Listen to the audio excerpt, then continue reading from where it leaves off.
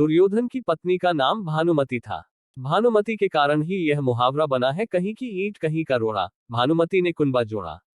भानुमति काम्बोज के राजा चंद्रवर्मा की पुत्री थी। राजा ने उसके विवाह के लिए स्वयंवर रखा था। स्वयंवर में शिशुपाल, जरासंध, रुक्मी, वक्र और दुर्योधन और कर्ण समेत कई राजा आमंत्रित थे। मान्यता है कि जब भानुमति हाथ में माला लेकर अपनी दासियों और अंगरक्षकों के साथ दरबार में आए और एक एक करके सभी राजाओं के पास से गुजरी, तो दुर्योधन चाहता था कि भानुमति माला उसे पहना दे, लेकिन ऐसा हुआ नहीं। दुर्योधन के सामने से आगे बढ़ गई भानुमति, तब दुर्योधन ने उसके साथ से माला झपटकर खुद ही अपने गले में डाल ली। सभी राजाओं ने तलवारें निकाल ली। दुर्योधन ने सब योद्धाओं से कर्ण से युद्ध की चुनौती दी, जिसमें कर्ण ने सभी को परास्त कर दिया। भानुमति को हस्तिनापुर ले आने के बाद दुर्योधन ने उससे ये कहकर सही ठहराया कि भीष्म पितामह भी अपने सौतेले भाइयों के लिए अंबा, अंबिका और अंबालिका का हरण करके ले आए थे।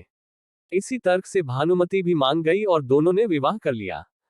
दोनों के दो संतान हुई। एक पुत्र लक्ष्मण था, जिसे अभिमन्यु ने युद्ध में मारा दिया था, और पुत्री लक्ष्मणा, जिसका विवाह कृष्ण के जामवंती से जन्मे पुत्र साम से हुआ था। कहते हैं कि भानुमति का कर्ण के साथ अच्छा संबंध हो चला था। दोनों एक दूसरे के साथ मित्र की तरह रहते थे। दोनों की मित्रता प्रसिद्ध थी। कर्ण और दुर्योधन की पत्नी भानुमति एक बार शतरंज खेल रहे थे। इस खेल में कर्ण जीत रहा था। तभी भानुमति ने दुर्योधन को आते देखा और खड़े होने की कोशिश की।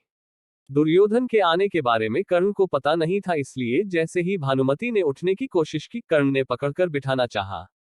भानुमति के बदले उसके मोतियों की माला कर्ण के हाथ में आकर टूट गई। दुर्योधन तब तक कमरे में आ चुका था। दुर्योधन को देखकर भानुमति और कर्ण दोनों डर गए कि दुर्योधन को कहीं कुछ गलत शक न हो जाए। परंतु दुर्योधन को कर्ण पर बहुत विश्वास था। उसने सिर्फ इतना कहा कि मोतियों को उठा ले, और वह जिस उद्देश्य से आया था उस संबंध में कर्ण से चर्चा करने लगा। इस विश्वास के चलते ही कर्ण गलत समझ लिए जाने से बच गए।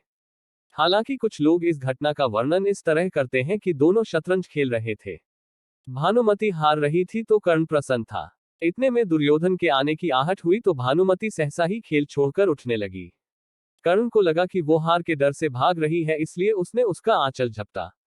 अचानक ही की गई इस हरकत से भानुमति का आंचल फट गया और उसके सारे मोती भी वहीं बिखर गए। ऐसे ही समय कर्ण को भी दुर्योधन आता हुआ दिखाई दिया। दोनों शर्म से मरे जा रहे थे और उन्हें डर सता रहा था कि अब दुर्योधन क्या समझेगा। जब दुर्योधन निकट आया तो दोनों उससे आंख नहीं मिला पा रहे थे। तब दुर्योधन ने हंसकर कहा कि मोती बिखरे रहने दोगे या मैं तुम्हारी मदद करूं मोती समेटने में। कहते हैं कि भानुमति बेहद ही सुंदर, आकर्षक, तेज बुद्धि और शरीर से काफी शक्तिशाली थी। गांधारी ने सती पर्व में बताया है कि भानुमति दुर्योधन से खेल खेल में ही कुश्ती करती थी, जिसमें दुर्योधन उससे कई बार हार भी जाता था। भानुमति को दुर्योधन और पुत्र की मौत का गहरा धक्का लगा था।